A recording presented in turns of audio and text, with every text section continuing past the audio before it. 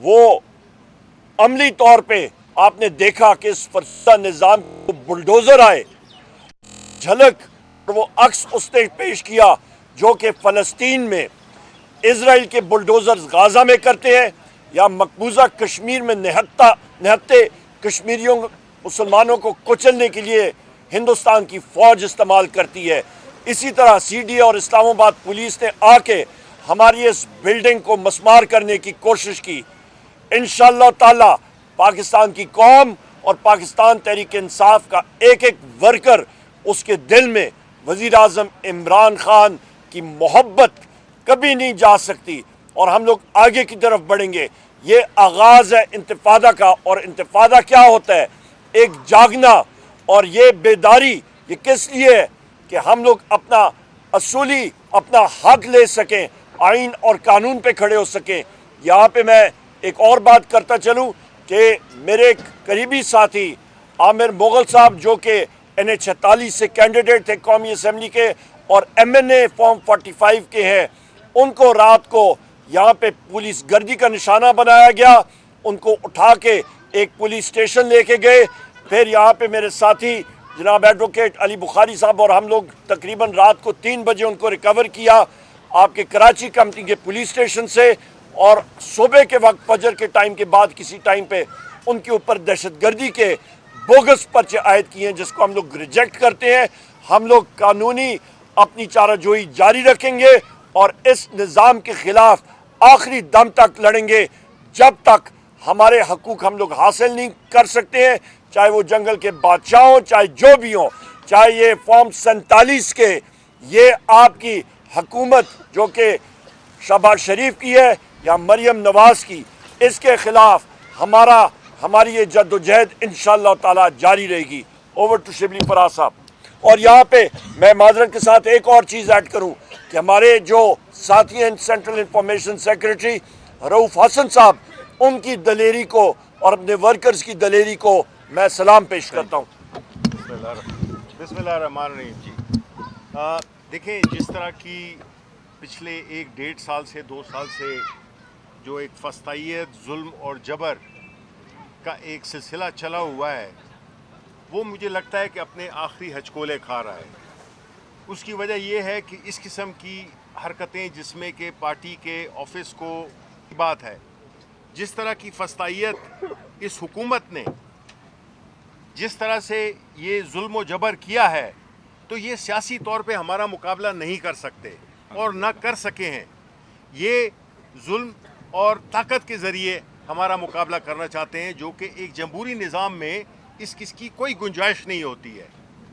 ہم سیاسی لوگ ہیں، سیاسی جد و جہد ہے، قانون اور آئین کی بحالی ہمارا سب سے اولین ٹارگٹ ہے، اور جو اس ملک کے ہرد العزیز اور سب سے مقبول ترین لیڈر عمران خان، ان کے اوپر جو سیاسی مقدمات کیے ہوئے ہیں، ان کی مسز پہ، بشرا بی بی پہ، یہ ایک ایسی تاریخ لکھی جا رہی ہے جس سے کہ میں نے آج سینٹ میں وزیر قانون کو بھی یہی کہا کہ جب آپ کے نیچے والی نسلیں جب آپ کے کردار کو پڑھیں گی یا سنیں گی تو وہ آپ پہ فخر نہیں کریں گی۔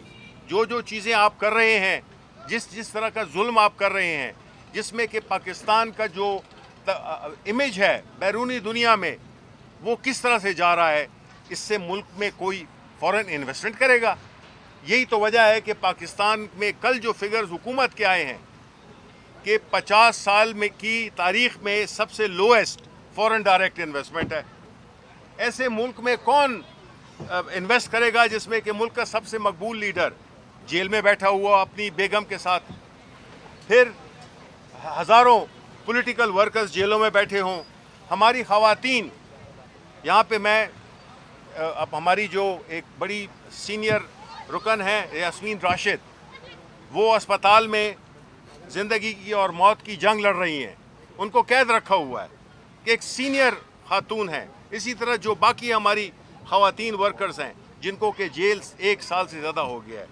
اب یہ ظلم نہیں ہے تو کیا ہے؟ کیا سبق ہے؟ یہ آیا ان خواتین کے لیے میسج ہے کہ اگر آپ سیاست کریں گی تو آپ کے ساتھ ہم یہ اشر کریں گے۔ پاکستان کی 50% آبادی ہے یہ، تو اس لیے میں یہ سمجھتا ہوں کہ جو پاکستان تحریک انصاف نے تمام ایڈورسٹی کے تمام جو یہ سختیوں کے باوجود جس طرح سے ہم نے ایک پرامن اور ایک پروقار تشخص رکھا ہے جو کہ ہمارے لیڈر عمران خان کی انسٹرکشنز پہ ہے. جس دن وہ کہیں گے کہ آپ سڑکوں پہ نکلیں ہم بالکل ان کی کال پہ ہم سڑکوں پہ نکلیں گے. اس وقت تک ہماری جدوجہد سیاسی ہے اور ہم ہر پہلو پہ ہم عدالتوں میں بھی جس طرح کے ابھی یلغار شروع کی گئی ہے ججز کے اوپر پارلیمنٹ کو استعمال کیا گیا ہے جو سینٹ میں پچھلے 3 دن کے سیشن ہوئے اس میں بھرپور چڑھائی کی گئی ہے جوڈیشری پر اس لیے کہ یہ اپنی مرضی کے فیصلے بھی چاہتے ہیں اپنی مرضی پسند کے ججز بھی چاہتے ہیں اور یہ چاہتے ہیں کہ یہ ملک ان کی منشا کے مطابق چلے. نواز شریف نے ہمیشہ فکس میچ کھیلا ہے اور اپنے امپائرز لگا کر کھیلا ہے. تو یہ سلسلہ ملک کو یہ بات کوئی سیاسی مخالفت کی نہیں ہے بات اب ملک کی ہے ملک کی وحدت ملک کی سالمیت کی ہے. تو اگر اس طرح کا چلتا رہا تو مجھے نہیں لگتا کہ ہم کوئی ایک ہمارے جو خاص طور پہ جو ینگ لوگ ہیں میجورٹی ان کا کوئی مستقبل کوئی روشن ہوگا. تو اسی کے لیے عمران خان اپنے کیسز کے لیے نہیں بیٹھا ہوا جیل کے اندر وہ ہمارے پاکستان کے عوام کے لیے اس جیل کی سختیاں برداشت کر رہا ہے اپنی فیملی کے سمیت. تو اس لیے یہ ایک بہت ہی ایک ہمارے اس سیاسی تاریخ میں ایک بہت ہی ایک شرمناک واقعہ ہے جس کی کہ ہم پرزور مذمت کرتے ہیں. شکریہ. بسم اللہ الرحمن الرحیم. بسم اللہ الرحمن الرحیم. اللہم صلی وسلم مبارک علی سیدنا محمد وعلی آل محمد.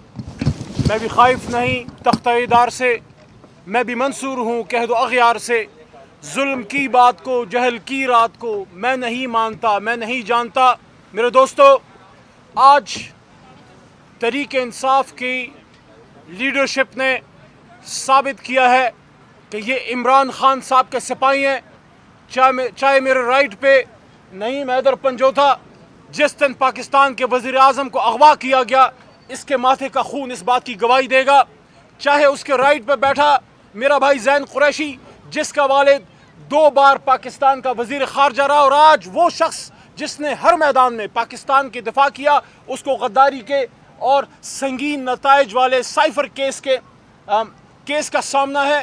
چاہے عمر ایوب خان جن کو ہمیشہ تانے دیے جاتے ہیں لیکن کھڑا ہے اپنے لیڈر کے ساتھ. شبلی فراز صاحب ابھی ہسپتال سے یہ ہو کے آئے ہیں. سردار لطیف کھوسہ صاحب جن کو عمران خان صاحب میں بھٹو نظر آتا ہے.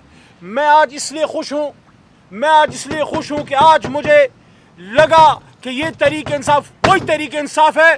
جب عمران خان باغ ناران میں تھا میرے پرانے ساتھیوں کو یاد ہوگا جب ڈرون کے خلاف عمران خان صاحب کھلے آسمان تلے بیٹھا تھا پشاور میں.